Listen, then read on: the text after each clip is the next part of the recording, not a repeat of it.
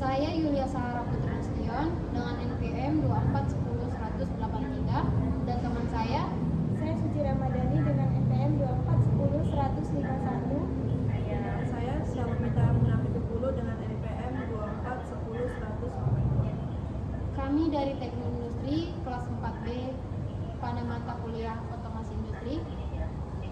Jadi dalam video ini kami akan membahas mengenai implementasi otomasi industri dalam sistem pelayanan modern yang meliputi latar belakang, contoh penerapan, cara kerja, serta manfaatnya. Berikut latar belakang dari topik yang kami angkat yang akan dibahas oleh teman saya Suci Ramadhani.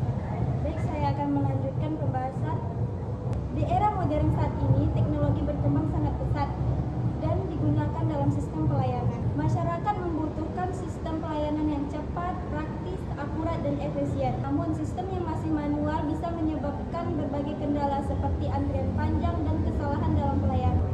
Oleh karena itu, diperlukan otomasi industri agar pelayanan lebih cepat, mudah, efisien, dan praktis. Dengan adanya otomasi industri, pelayanan lebih dapat meningkatkan dan memberikan kemudahan bagi masyarakat. Gambar ini menunjukkan penggunaan tablet sebagai sistem pemesanan makanan di restoran. Pelanggan dapat memilih menu secara langsung melalui layar, dan pesanan akan otomatis masuk ke dapur. Sistem ini membantu mempercepat pelayanan dan meningkatkan efisiensi. Baik, di sini saya akan menjelaskan untuk cara prinsip kerja dari sistem otomasi industri. Gambar yang kami tunjukkan yaitu prinsip kerja sistem pemesanan makanan berbasis QR Code atau self-ordering system di restoran. Alurnya sederhana dan berbasis digital. Yang pertama ada scan QR Code di meja.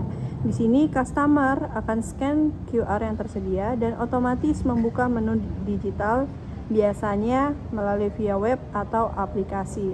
Di sini prinsipnya yaitu menghubungkan pelanggan ke sistem tanpa kontak langsung. Setelah itu masuk ke dalam proses kedua yaitu pilih menu dan input nomor meja. Pada proses ini, customer akan memilih makanan atau minuman lalu memasukkan nomor meja mereka. Dan di sini prinsipnya yaitu input data pesanan langsung oleh pelanggan ke sistem. Setelah melakukan proses yang kedua, mereka akan diarahkan ke proses yang ketiga yaitu pembayaran atau e-wallet, transfer, dan lain-lain. E-wallet yang dimaksud bisa melalui GoPay, Dana, ataupun yang lainnya. Tergantung restoran. Ya? Belum. Nanti cut itu ya. Iya, tergantung. Dan lain-lain aja, dan lain-lain. Customer melakukan pembayaran secara digital. Di sini prinsipnya yaitu transaksi cashless dan otomatis tercatat di sistem. Yang keempat yaitu cek status pembayaran. Sistem memverifikasi apakah pembayaran berhasil atau tidak. Dan di sini prinsipnya yaitu validasi otomatis untuk menghindari kesalahan atau kecurangan yang terjadi. Setelah melalui proses keempat, kita akan diarahkan ke proses kelima yaitu pesanan diproses dan diantar. Pesanan yang telah diverifikasi, pesanan itu akan masuk ke dapur dan disiapkan. Setelah itu akan diantar ke meja pelanggan. Di sini prinsipnya yaitu integrasi antara sistem pemesanan dan operasional dapur.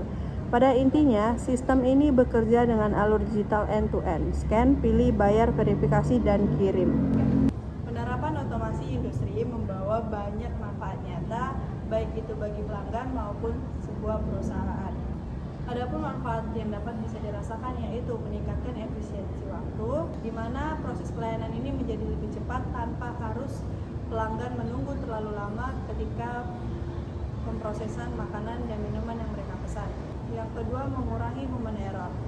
Dengan sistem otomatis, kesalahan seperti salah menginput data, makanan dan minuman, salah menginput nomor meja itu bakalan terminimalisir atau bakalan sedikit kecil untuk terjadinya. Dan yang ketiga yaitu menghemat biaya operasional. Yang keempat, meningkatkan kepuasan pelanggan. Dan yang kelima, meningkatkan produktivitas. Dan yang keenam, data tersimpan otomatis.